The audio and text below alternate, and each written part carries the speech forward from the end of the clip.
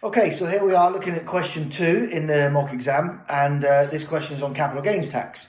So we have an individual, Kyle, a basic rate taxpayer, tells us his taxable income, tells us that he's married, and then has 5 different transactions that we must assess whether there's a capital gain there. If there is a capital gain, we must then go on and figure out exactly how much tax he will pay on that. So the way to do this is to split it down into the 5 different transactions.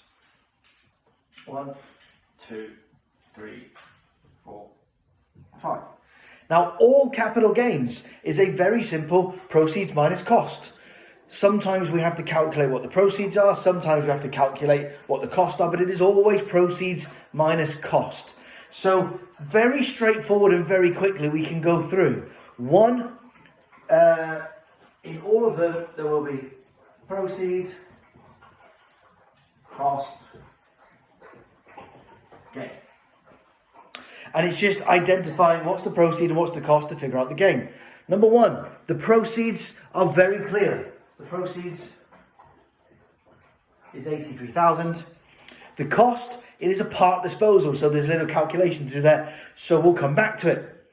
Number 2, the painting. The proceeds is 9,000. The cost, we are told, is 12,000. So there is a loss of 3,000.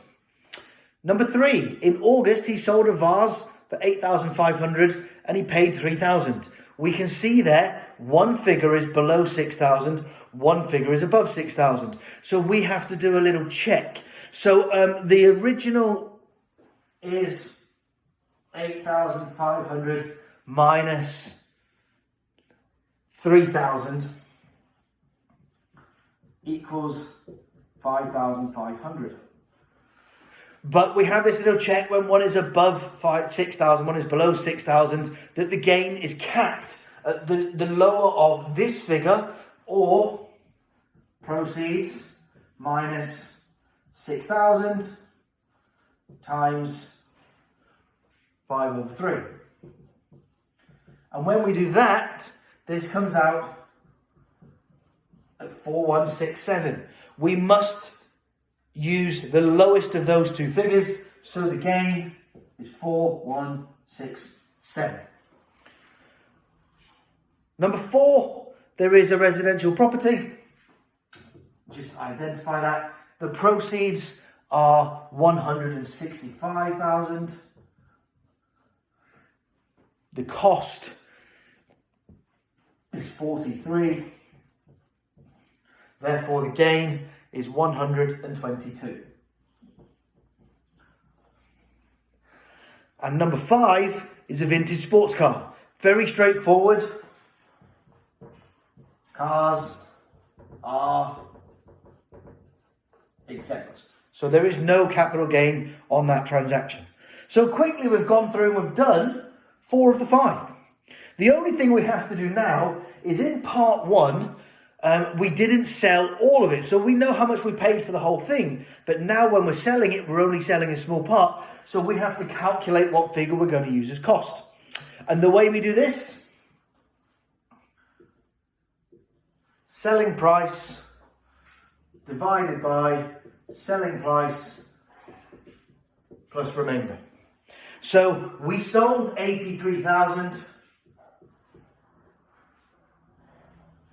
So we do that divided by 83,000 plus 51,000, which is the value that remains. When we do that, what that gives us is a ratio of 61.94%. And then what we do is we take the cost of the whole lot and we take 61.94% of it. So the whole lot cost 35,000. 61.94% of that is 21679. That is the cost that we use. Therefore, the gain is 61321. And that's the only bit that's a little bit more complicated. Everything else is very straightforward. Now we know what all the gains are. Now, there's no point in totaling those up because we have different types of gains. We have residential property there. But this is part one of the question, figuring out exactly what gains there are. Now we know what gains there are, we can go forward and calculate how that equates into what tax that must be paid.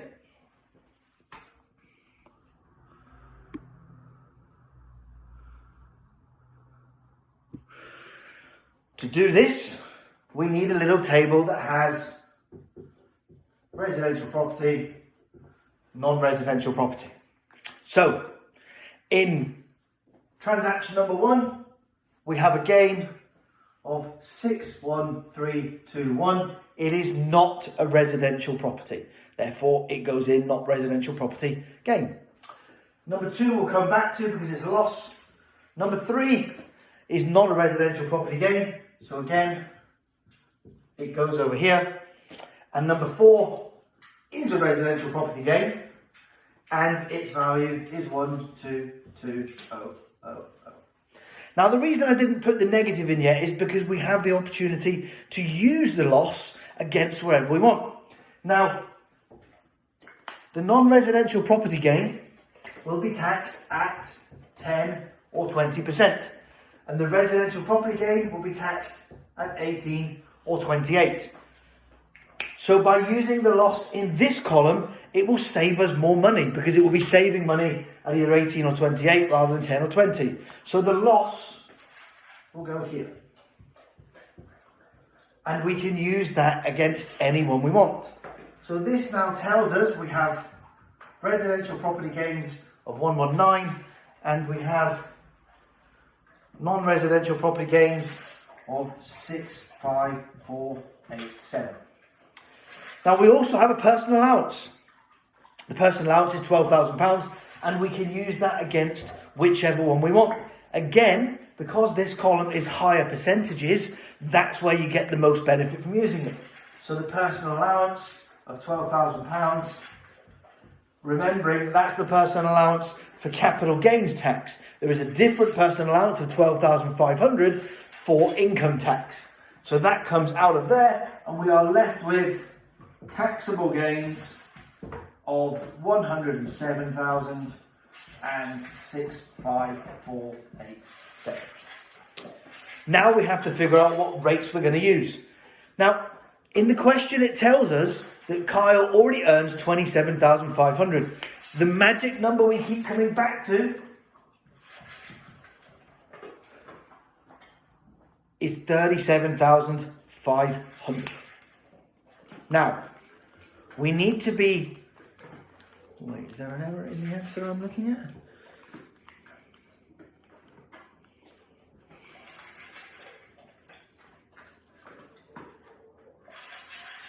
Okay, no, there is not. Fine. So we have our income of 27,500. We have the personal allowance we've just spoken about of 12,500. So that means that 15,000 of the basic rate has already been used. This means that there is still 22,500, which is the difference between 37,500 and 15 of the basic rate available. So basic rate 22,500 times 18%, and that comes to 4050. We've now used up all of the basic rate. We've taxed 22,500 of this and none of this. 18 is now gone. So the next tax rate we come to, because 10 is gone as well, is 20%. All of this will be taxed at 20% because there's no basic rate left. So we are now in the higher rate, and 65487 is at 20%, and that gives us 13098. And then we have the remainder of this to do. So we've already taxed 22,500 of it. So we have 84,500 at 28%, and that is 23,660. Now, this tells us that our tax liability in total is 40808. That is Kyle's tax liability for the year.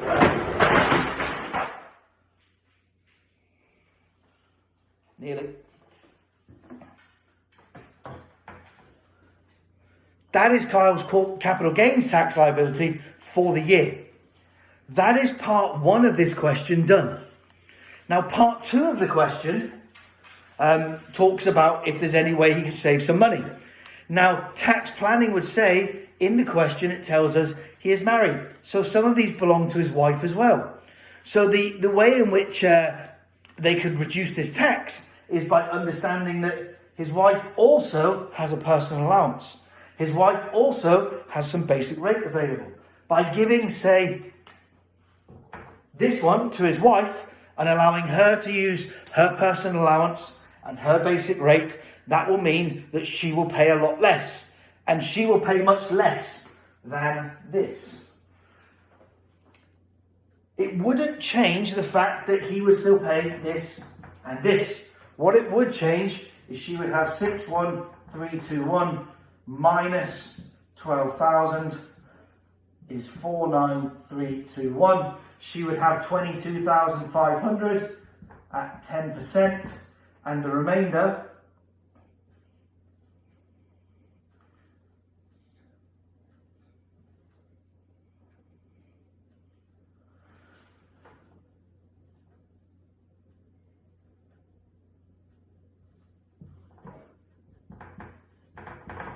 and this would be less than this, and it would save them money. Look in the solutions that are online for a much more eloquent way of describing that and how to lay it out and write it. But that's what that second part for those 6 marks is about.